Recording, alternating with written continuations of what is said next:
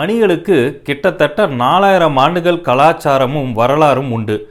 இது உலகம் முழுவதும் கிறிஸ்தவ மதம், புத்த மதம், இந்து மதம், இஸ்லாம் என பல மத ஆலயங்கள் மட்டும் அல்லாமல் பல்வேறு நோக்கங்களுக்காக மணிகள் பயன்படுத்தப்பட்டன.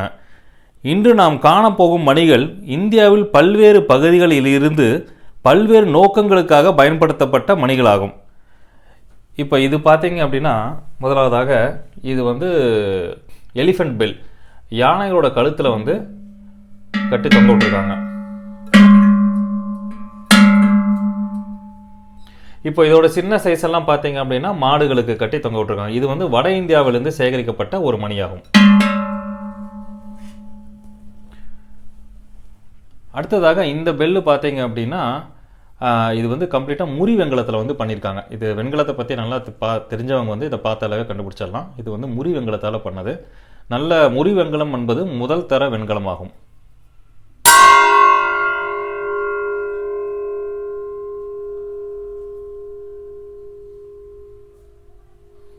அந்த சவுண்டு ரிங் போயிட்டே இருக்கும், அடங்கிறதுக்கு ரொம்ப நேரம் ஆகும்.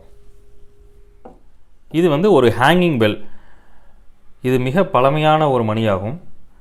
இப்போ ஆலயங்களில் பொதுவாக ஏன் மணி ஓசை எழுப்பப்படுகிறது என்றால், வளிமண்டலத்தில் இருக்கின்ற எதிர்மறை ஆற்றலை ஒழித்து மனதை ஒருமுகப்படுத்தி ஒரு தெய்வீகத்தை வரவழைக்கக்கூடிய ஒரு மங்களகரமான ஒளியாக இது கருதப்படுகிறது.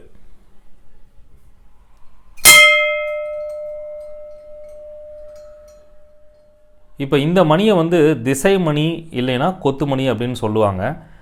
இதை பற்றி மேலும் தகவல் தெரிஞ்சால், அதாவது இதை எங்கே பயன்படுத்தியிருக்கார்கள், இதோட வரலாறு ஏதாவது தெரிஞ்சால் மக்கள் பார்வையாளர்கள் டிஸ்கிரிப்ஷனில் ஷேர் பண்ணலாம். இது ஒரு எலிஃபண்ட் பெல், மிக பழமையானது, கனமானது. இது கேரளா பகுதியிலிருந்து சேகரிக்கப்பட்டது.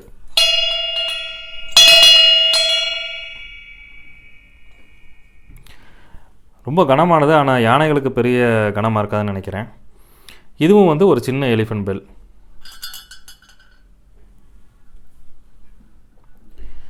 இப்போ இதெல்லாம் இந்த பெல்லெல்லாம் பார்த்திங்கன்னா மாடுகளுக்கு கட்டி தொங்க விட்ருக்காங்க.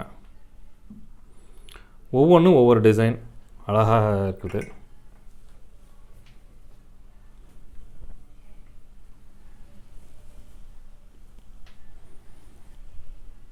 இப்போ இதெல்லாம் பார்த்திங்கன்னா இந்த கடைசி மூணில் ஆடுகளுக்கு கட்டி தொங்க விட்ருக்காங்க.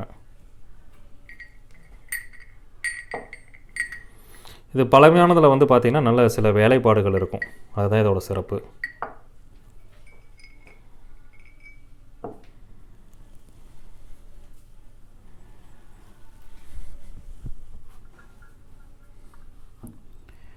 இப்போ இந்த இதெல்லாம் பார்த்திங்க அப்படின்னா ஆடு மாடு அதோட கொம்புகளில் பொறுத்துறது.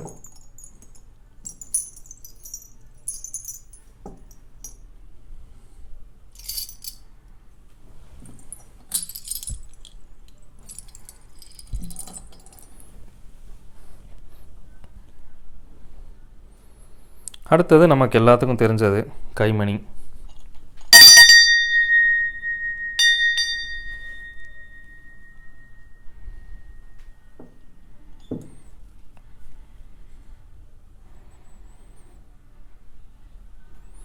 இது ஒரு நந்தி விளக்கு.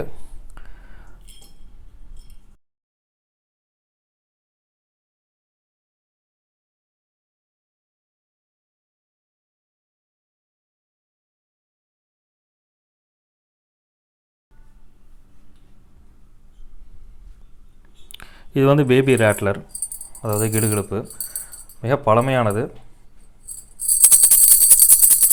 குழந்தைங்களுக்கு, சின்ன குழந்தைங்க கொடுப்பாங்க. நம்ம ஏற்கனவே சொன்ன மாதிரி இந்த மாதிரி மணி ஓசை ஒரு பாசிட்டிவ் வைப்ரேஷனை கொடுக்கும்னு வைக்கிறோம் இல்லையா, அதனால் இந்த குழந்தைங்களுக்கு கொடுப்பதை பெற்றோர்கள் அந்த காலத்தில் ரொம்ப விருப்பப்பட்டார்கள். இப்போ இது பார்த்தீங்க அப்படின்னா இது தொட்டிலில் கட்டுறது. இந்த ரெண்டு இதை பார்க்கலாம் ஓட்டையை. இப்போ அங்கே தொட்டில் கட்டும் போது ஆடும்போது இந்த மாதிரி சவுண்டு வரும். ஸோ குழந்தைங்களுக்கு நல்லது அப்படிங்கிறதுக்காக இந்த மாதிரி பண்ணியிருக்காங்க. இது ஒரு டிசைனு. இது ஒரு காரைக்குடி பகுதியிலிருந்து சேகரிக்கப்பட்டது.